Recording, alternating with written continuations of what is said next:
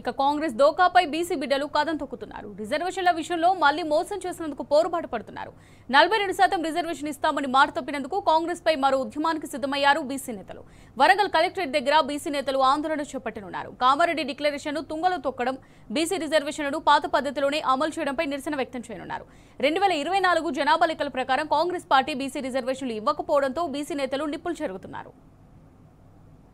42% బీసీలకు రిజర్వేషన్ చేస్తాను ఒక తీర్మానం చేసి దాన్ని ఈ రోజు వరకు అమలు చేయకుండా ఇంతకంటే ఒక 2 నెలల ముందు జెడ్పీటీసీ ఎంపీటీసీ ఎలక్షన్స్ పెడతామని చెప్పి 2024 బీసీ జనాభా లెక్కల ప్రకారం బీసీ రిజర్వేషన్ చేసిండ్రు.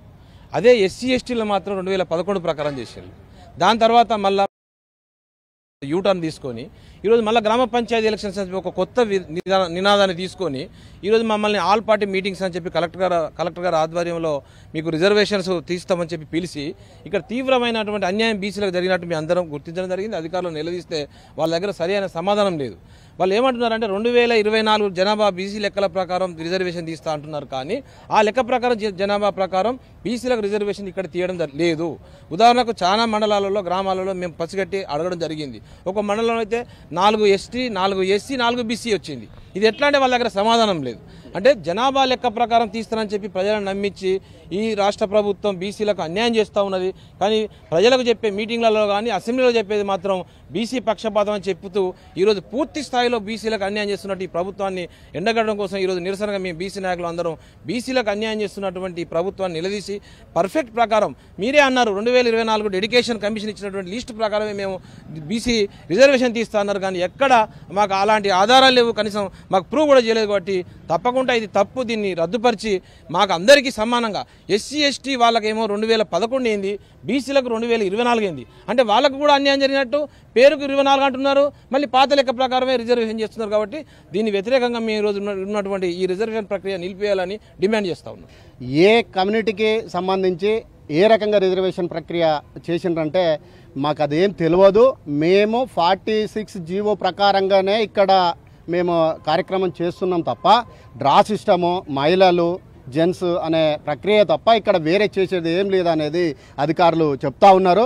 మరి అలాంటప్పుడు మాకు పూర్తి స్థాయిలో ఏ జనాభా దామాషా ప్రకారంగా ఇవ్వాల్సింది ఏ రకంగా మీరు 50 దాటవద్దు, మేము కూడా అధికారులను డైలమలో పడేయకుండానే 50%లోనే ఏ క్యాస్ట్కు ఏ రకంగా మీరు రిజర్వేషన్ చేసిందంటే వారి దగ్గర పూర్తి స్థాయి సమాచారం లేదు.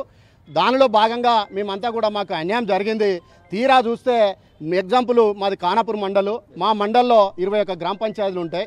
21 గ్రామ పంచాయతీల్లో తీరా బీసీలకు కేటాయించింది ఏంటి అంటే 2 గ్రామ పంచాయతీలు. మా బీసీ జనాభా ఈక్వల్గా చూస్తే ఇంచుమించు 65-70% మేము మండలంలో ఉంటాము. అలాంటి పరిస్థితులలో 2 కేటాయించడం అన్యాయం. దీన్ని బట్టి చూస్తే తీవ్ర స్థాయిలో ప్రభుత్వం కుట్ర చేసి బీసీలను పూర్తి స్థాయిలో అణచివేతకు గురిచేసి పూర్తి స్థాయిలో కూడా అణచివేతకు కారకులు అవుతారనేది ఇది నిదర్శనము. ఇకనైనా ఈ ప్రక్రియను నిలిపివేదల చేసి పూర్తి స్థాయిలో జనాభా దామాషా ప్రకారంగానే రిజర్వేషన్స్ను చేయాలనేది మేము కోరుతా ఉన్నాం. రేవంత్ రెడ్డి గవర్నమెంట్ వచ్చి రాకముందు కాంచెలు కూడా బీసీలకు అన్యాయం చేస్తున్నాడు.